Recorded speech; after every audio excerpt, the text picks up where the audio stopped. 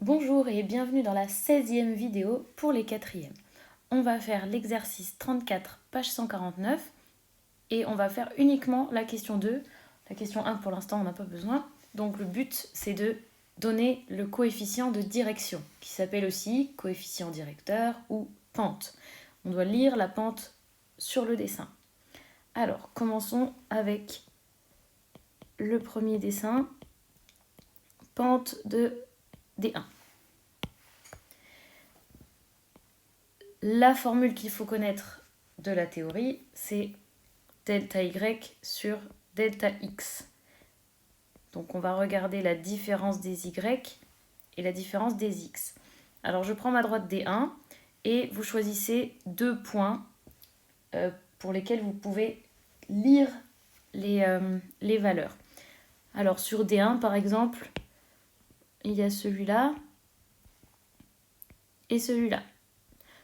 Si vous avez envie, vous pouvez faire avec celui qui est là aussi. Ça, c'est le petit b, hein, vous vous souvenez, mais là, c'est pas demandé. On regarde juste les pentes. Alors, maintenant, je regarde la différence des y. Pour aller du premier point jusqu'au deuxième point, je vais descendre de 2 unités. Donc, le delta y est 2, moins 2, parce que je suis descendue. Et je vais avancer de 2. Donc, moins 2 sur 2. Et ça fait moins 1. On a trouvé la pente de la première droite. Maintenant, faisons la pente de la deuxième.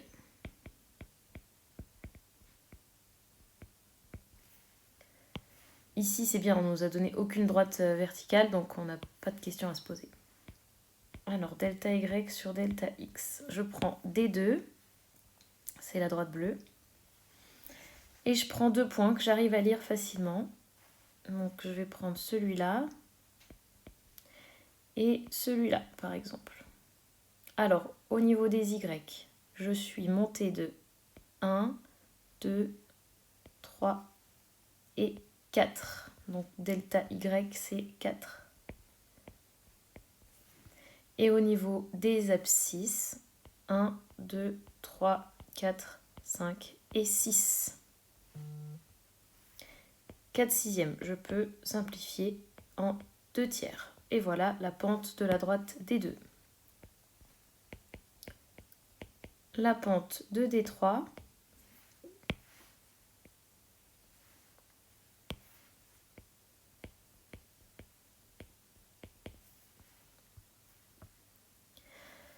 Alors, je vais prendre le point que j'ai déjà placé ici sur l'axe des ordonnées, et puis celui-là.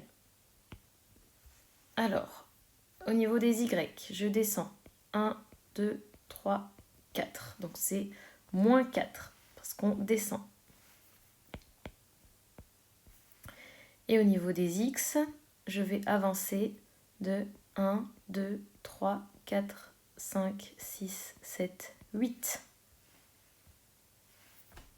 Et je peux simplifier, et ça donne moins 1,5. Voilà, j'espère que vous avez compris. Je pense que maintenant, c'est plus facile à comprendre dans les exercices. Alors, on va faire la même chose avec le petit b.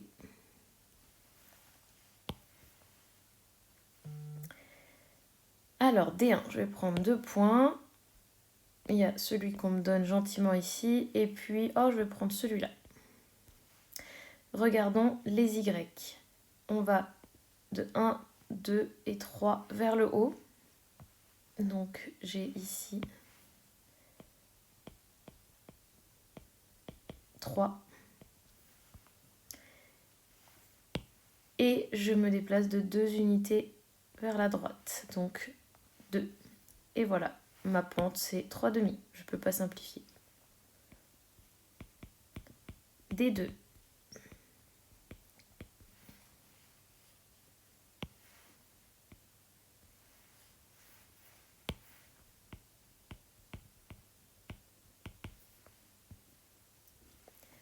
Alors, il y a déjà 2 points sur le dessin. Je vais prendre ceux qui me sont donnés. Alors, avec les Y, je descends de 1, 2, 3, 4, 5 et 6. Donc j'ai moins 6. Et j'avance de 1, 2, 3. Moins 6 sur 3. C'est-à-dire moins 2. La pente de la droite T2, c'est moins 2. Maintenant, la pente de D3.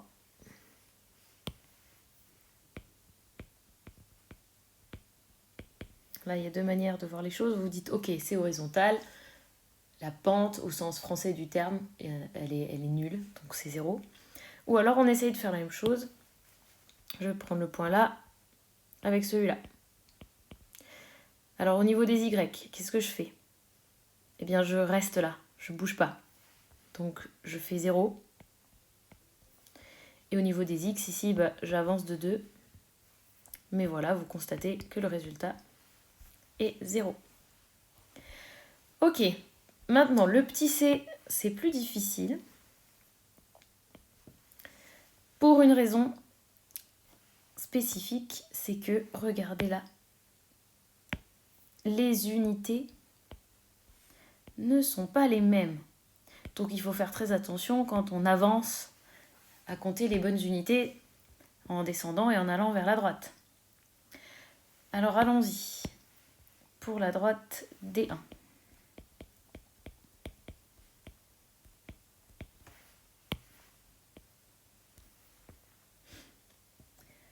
Je vais prendre à chaque fois les points qu'il nous donne ou pas? Non, pas forcément. Bon. Alors celui-là avec celui-là. Alors on va descendre et je vérifie l'unité. L'unité c'est un carreau. Je descends de 2.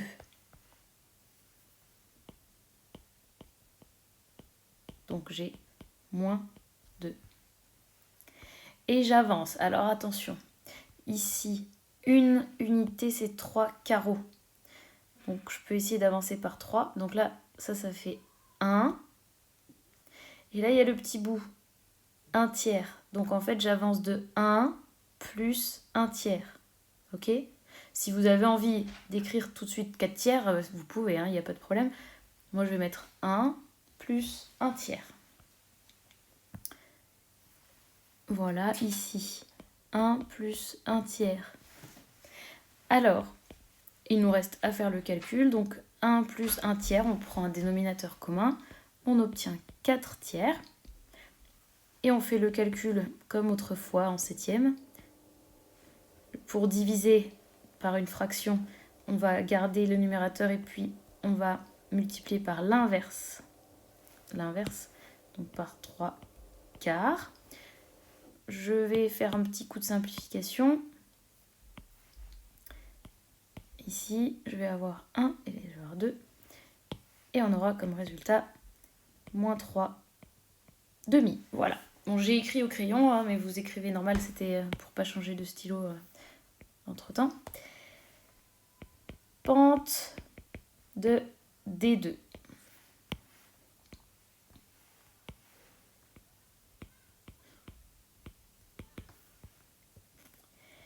D2, elle est où? C'est ma droite bleue. Alors, la pente de D2, je vais prendre 2 points. Bon, je vais prendre celui-là et celui-là. Alors, au niveau des Y, on va 1, 2, 3, 4. 4 unités vers le haut. Et pour les X, donc attention, il faut avancer par 3. Donc là, on a 1 et 1 tiers.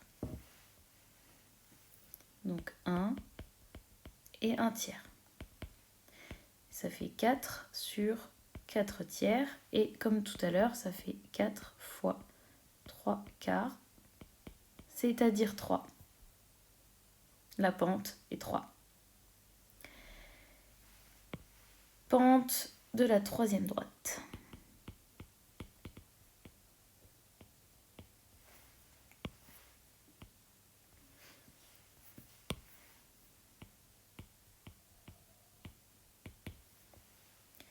D3, où est D3? Ah, c'est la droite verte.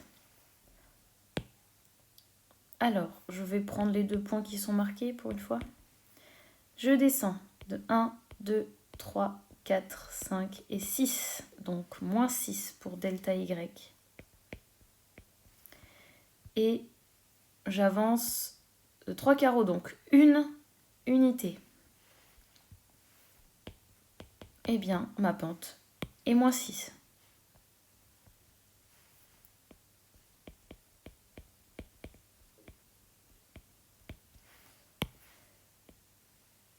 La droite T4 maintenant.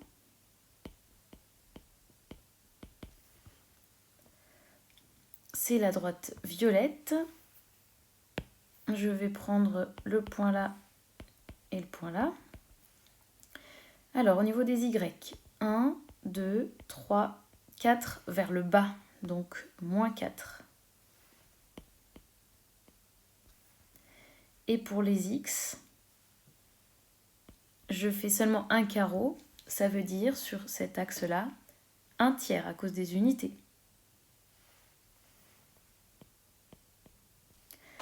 Je fais mon petit calcul, ça fait moins 4 fois 3 sur 1, c'est-à-dire moins 12. On a une pente de moins 12. Et enfin la dernière, j'espère que vous avez compris, en tout cas jusqu'ici.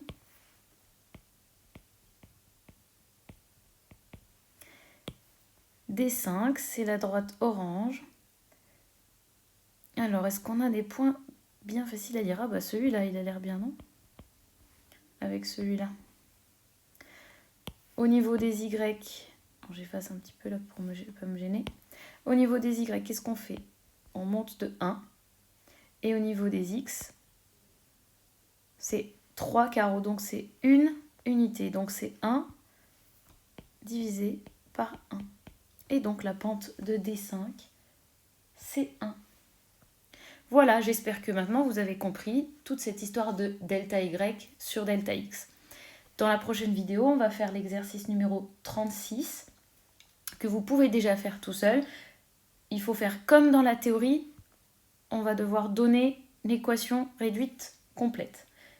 C'est exactement comme dans la théorie qu'il faut écrire ce que je suis en train de vous montrer maintenant, donc faites-le. Ils ont juste un petit bug dans l'énoncé, mais on va voir ça dans la vidéo suivante. Mettez un pouce bleu si vous avez tout compris.